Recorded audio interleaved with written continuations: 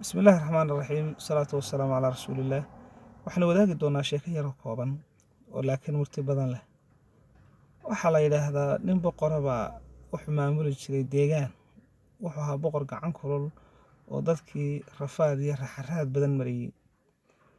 dulli iyo daranyo badan kolkii ay dadkii qaayibeen, markii dambe waxay isla qaateen inay xilka ka tuuraan. dadkii waxay isla qaateen in sanad kastaba uu hal boqori maamulka gacanta ku hayo, kolkay sanadkaasi dhammaatana meel jasiirada lagu tuuro. dad badan baa waxay ku soo haliileen markii hore boqortooyadii. sanadkii markuu ka dhammaadayna inta maroodi la saaray oo maryo qurux badan loo xidhay baa la fogeeyo lagu tuuray jasiirad dugaagga uu ku badan yahay, iyadoo dad badan jasiiradii ay qabto oo xukunkii ciidaba ku dhiiran laaday baa nin socotay uu deegaantii soo maray. marka kolkiiba la arkay baa loo buunbuuniyey boqortooyada iyo barwaaqada taalla qasriga. uu dhageystay hadalkoodii, wuxuu ihi sanad baad kursiga joogaysaa, sanad kadibna jasiirad hiblaa lagu geynaya. maalintaasuunba ahaa xukunkiibuu ku fadhiistay. 3 bilood ee koowaad kolkii uu joogay baa wuxuu yidhi, horta bal jasiiradda waxa dugaag ku nool ee wax cuna sida libaaxa, shabeelka, harimacadka, waxyaabahaasoo dhan ha laga soo laayo. intuu rag xoog waaweyn u diray, sidii baa la yeelay. 3 bilood ee ku xigtayna wuxuu yidhi waa in lagu beeraa beero lagu noolaan karo. 3 biloodna waa loo yeelay.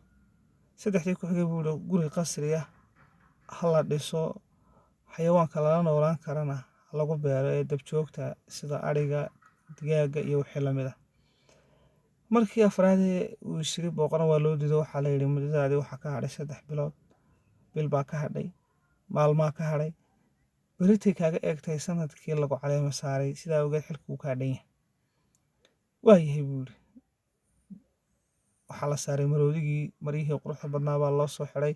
boqorradii kale marka maroodiga la saaray ee la sagootiyayo, warwar iyo walaac iyo walbahaar baa ka muuqan jiray, indhahooda ilmaa ka quban jirtay. laakiin ninkani dhaqan ka duwan dhaqamadii kale uu sameeyey, wuu qoslay, wuu farxay, dadkii wuu sagootiyey. aad baa loo fajaxay. waxaa la yidhi nin dadkii hore ooyi jirin, adigu sababtaada ooyi weyday waa maxay?